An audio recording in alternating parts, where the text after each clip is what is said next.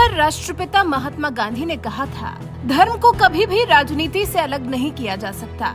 यहाँ धर्म से उनका मतलब हिंदू या इस्लाम जैसे धर्म से ना होकर नैतिक मूल्यों से था, जो सभी धर्मों से जुड़े हैं। राष्ट्रपिता का मानना था कि राजनीति नैतिक मूल्यों द्वारा स्थापित मूल्यों से निर्देशित होनी चाहिए। सिर्फ धर्म और जातिगत पहचान पर आधारित राजनीति लोकतंत्र के लिए शुभ नहीं होती है।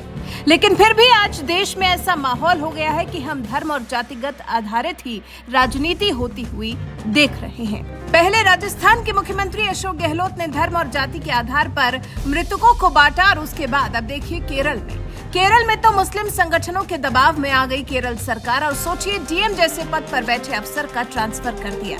जी, ये हैरान करने वाली खबर अलापुझा से सामने आई है। यह डिस्ट्रिक्ट कलेक्टर की नियुक्ति का फैसला सरकार ने सिर्फ इसलिए वापस ले लिया क्योंकि मुस्लिम संगठन इस अफसर की नियुक्ति का विरोध कर रहे थे। सोचिए, इतना पढ़ लिखने के बाद कोई अफसर बना जहां उससे जाति और धर्म के ऊपर उठकर काम करने का वचन लिया गया होगा, उस अफसर को इसी धर्म और जातिगत लड़ाई में बलि का बकरा बना दिया गया और डीएम जैसे पद से उसकी पोस्टिंग कर दी गई।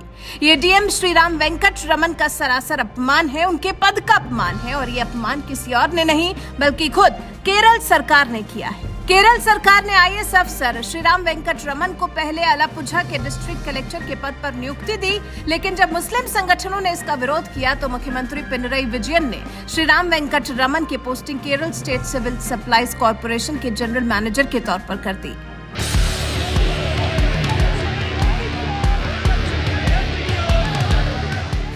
श्रीराम वेंकट रमन के विरोध की वजह जो बताई गई वो था उनके खिलाफ दर्ज एक आपराधिक मुकदमा। साल 2019 में केएम बशीर नाम के एक पत्रकार की सड़क हादसे में मौत हो गई थी। जांच में पता चला कि जिस कार से बशीर की मौत हुई उस कार को श्रीराम वेंकट रमन ही चला रहे थे। इसी बात को लेकर वेंकट रमन का विरोध हुआ और उनकी पोस्टिंग की गई। हालांकि अब बीजेपी केरल सरकार के श्रीराम वेंकट रमन पर लिए गए एक्शन पर सवाल उठा रही है। केंद्रीय मंत्री वी मुरलीधरन ने कहा, अगर सांप्रदायिक संगठनों की डिमांड पर एक कलेक्टर को हटा दिया गया है तो क्या केरल सरकार आगे भी इसी तरह दबाव में काम करेगी? वहीं केरल बीजेपी के स्टेट प्रेसिडेंट ने कहा, इस देश के इतिहास में पहली बार किसी जिला कलेक्टर को उनके पद से सिर्फ इसलिए हटाया गया है क्योंकि आबादी के एक वर्ग ने उनका विरोध किया था। ये बहुप्रशंसित धर्मनिरपेक्ष केरल में हुआ है। सीएम पिनरई विजयन ने इस्लामी ताकतों के सामने पूरी तरह से आत्मसमर्पण कर दिया है। आगे उन्होंने कहा, इससे पहले मुस्लिम संगठनों ने श्रीराम वेंकट रमन को अलापुझा के जिला कलेक्टर के रूप में नियुक्त करने के खिलाफ राज्य भर में विरोध मार्च निकाला था। आज उन्हें हटा दिया गया है। वोट बैंक की राजनीति का उत्कृष्ट उदाहरण वामपंथ ने अपना असली रंग दिखा दिया है। वहीं वीएचपी नेता सुरेंद्र जैन ने इसके लिए सीधा केरल सरकार को निशाने पर लिया। सुरेंद्र जैन ने कहा, केरल सरकार जिहादियों के सामने झुक गई। जिस सरकार ने जिहादी ताकत के सामने सरेंडर किया है उसे जनता जवाब देगी।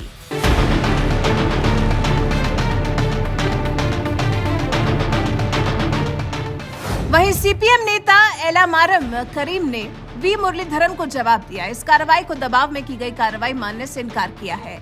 एलामारम करीम ने कहा, केरल की सरकार ने जो कुछ किया वो जनभावना का सम्मान करते हुए किया, इसके पीछे कोई दबाव नहीं था। जबकि ये साफ साफ दिखा कि मुस्लिम वोट सधे रहे, मुस्लिम वोट बैंक बिगड़ न जाए या खिसक न जाए, उसी बात को ध्यान में रखते हुए एक डीएम पद की गरिमा को केरल सरकार ने तार-तार कर दिया।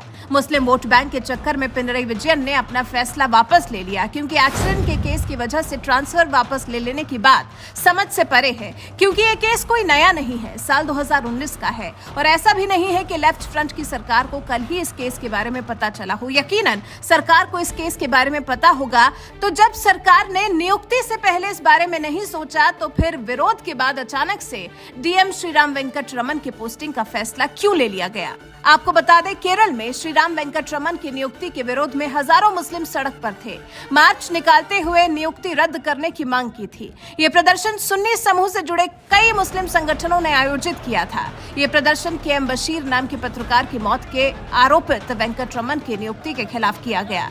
केरल में भारी विरोध के बाद पिनरई विजयन सरकार ने मुस्लिम समुदाय के आगे घुटने टेक दिए हैं। वहीं इस मामले में सिर्फ मुस्लिमों ने ही विरोध नहीं किया, बल्कि कांग्रेस संगठन के महासचिव केसी वेणुगोपाल समेत पार्टी के वरिष्ठ नेताओं ने भी विरोध किया। केरल सरकार की तरफ से श्री राम वेंकटरमन की नियुक्ति के फैसले की निंदा की थी। वहीं मुख्यमंत्री विजयन ने शुरू में तो नियुक्ति को सही करार देते हुए वेंकटरमन का बचाव किया था, लेकिन भारी विरोध प्रदर्शन को देखते हुए उन्होंने अपना फैसला बदल लिया। अब आप केरल सरकार के डीएम पद पर श्री राम वेंकटरमन को नियुक्ति देने के बाद दबाव में आकर उनके पोस्टिंग कर देने के फैसले को लेकर क्या कुछ कहना चाहेंगे? कमेंट कर हमें जरूर बताएं।